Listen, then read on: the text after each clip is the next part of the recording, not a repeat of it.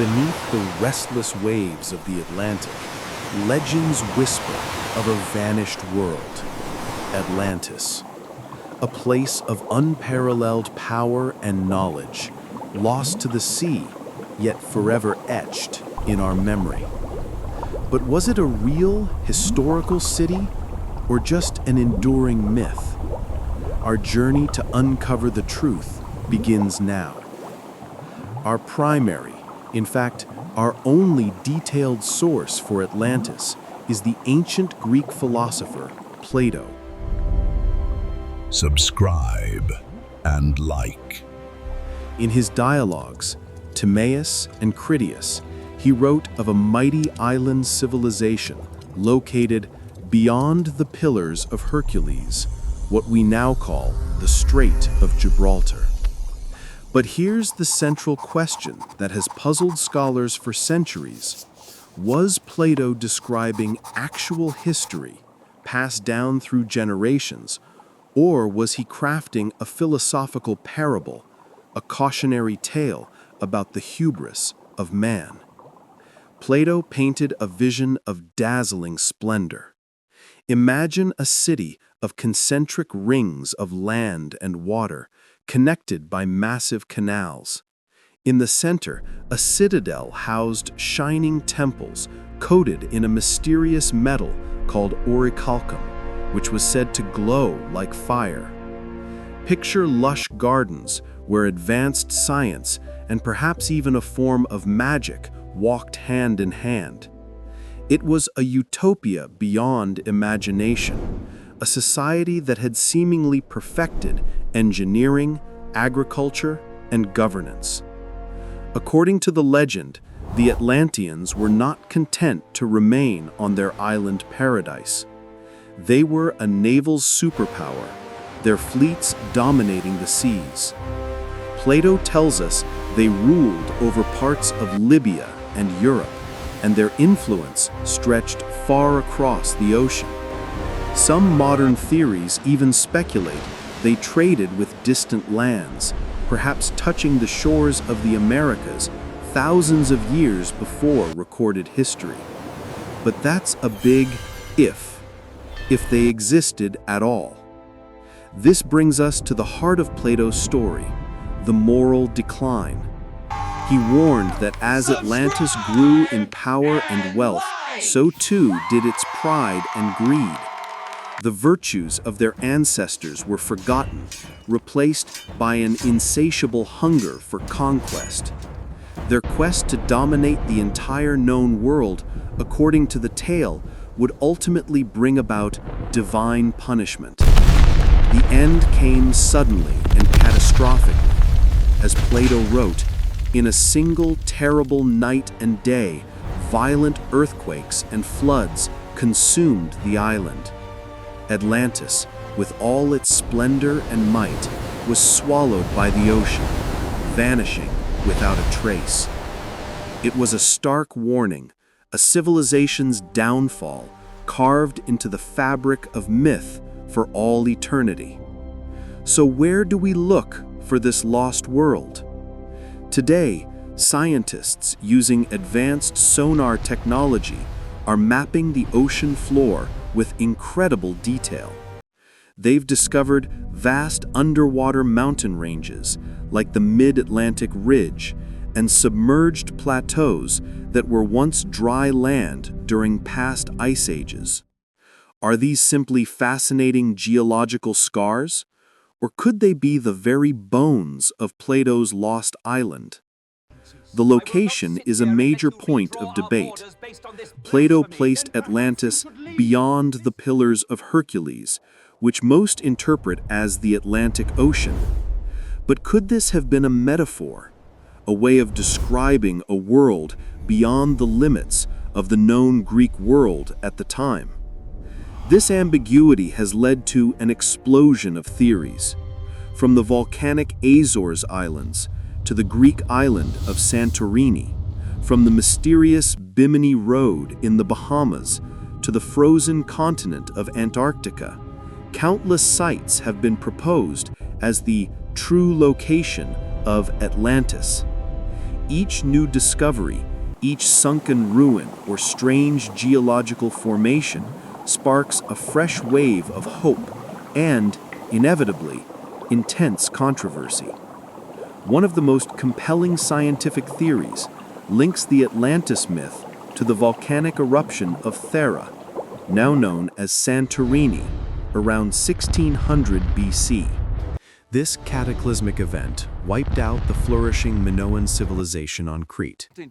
It's possible that the memory of this real disaster was passed down through generations, embellished over time, and eventually reached Plato, who adapted it for his own philosophical purposes. A real catastrophe could very well be the seed of the Atlantis legend. But what if the cause was even grander? Other theories suggest a comet impact, a sudden pole shift, or the slow but relentless rise of sea levels at the end of the last ice age, which submerged coastal civilizations around the globe. After all, catastrophes on this scale leave behind not just physical evidence, but stories. Stories of a great flood are common to cultures all over the world. Could the story of Atlantis be the most famous of them all? This leads to another fascinating idea: the legacy of the survivors. Some proponents of the Atlantis theory claim that a few Atlanteans escaped the destruction, fleeing in ships to distant lands. They believe these survivors planted the seeds of their advanced knowledge in places like ancient Egypt, Mesoamerica, and the Indus Valley. This, they argue, could explain the sudden, seemingly miraculous leaps in mathematics, astronomy, and architecture seen in these ancient cultures. Was the sudden appearance of pyramids a global coincidence or a shared legacy? Let's not forget Plato's own source. He claimed the story was not his own invention, but was passed down to his ancestor Solon by Egyptian priests at the city of Sais. Were these Egyptian priests recounting a real disaster from their own historical records, which were said to stretch back thousands of years? Or were they simply sharing a myth that was already centuries old, a story with deep roots in the collective human memory? The secrets of the Nile Valley may yet hold clues to a mystery in the Atlantic. Of course, no discussion of Atlantis is complete without touching on its legendary technology. The stories grant Atlantis technologies that sound like science fiction: powerful energy crystals that could power entire cities, flying machines that soared through the skies, and even weapons that used the power of sound. Are these just fanciful details, the dreams of a golden age that never was? Or could they be distorted memories of a forgotten, highly advanced science that our own civilization is only now beginning to rediscover? For some, Atlantis is more than just a physical place. Certain esoteric and spiritual traditions view Atlantis not just as a city, but as a grand spiritual experiment. In this interpretation, humanity was given a test to balance immense wisdom and power with humility and compassion. When pride and materialism won out, the experiment was terminated. The city sank, but the lesson remains. So why, you might ask, do most mainstream archaeologists and historians dismiss the story of Atlantis so fiercely? Is it simply a matter of academic caution and the strict demand for verifiable, physical evidence? Or, as some whisper, could there be a more complex reason? A desire to maintain the established timeline of human history? To keep a potentially disruptive and forgotten chapter buried beneath the waves of skepticism? One of the most audacious modern theories places Atlantis not in the temperate waters of the Atlantic, but under the crushing ice sheets of Antarctica. This theory suggests that a cataclysmic shift of the Earth's crust rapidly moved the continent to its current polar location, freezing a once temperate civilization in time. It sounds fantastic, and it probably is. Yet intriguing anomalies found in satellite images and ancient maps, like the Piri Rice chart, which seems to show a pre-glacial Antarctic coastline, continue to fuel endless speculation. In the end, we are left with a fascinating divide. Science demands hard, repeatable evidence: pottery shards, inscriptions, definitive ruins. Myth, on the other hand, speaks to something deeper within us: our search for meaning, our wonder about the past, our anxieties about the future. Between these two worlds lies Atlantis, a riddle that tests not only our understanding of history, but also the very nature of how we believe.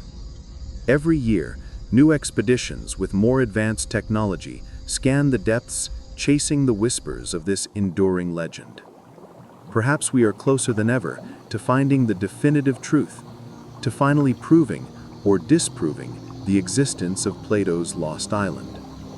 Or perhaps the power of the legend is that it remains just beyond our grasp, eternal and unsolved. Maybe, just maybe, Atlantis is not a place to be found on a map. Perhaps it's a mirror, a story reflecting our own civilization's rise, our potential for greatness, and our capacity for self-destruction. It's a timeless longing for a lost perfection and a powerful warning to ourselves. The search for Atlantis is, in many ways, a search for a deeper understanding of who we are.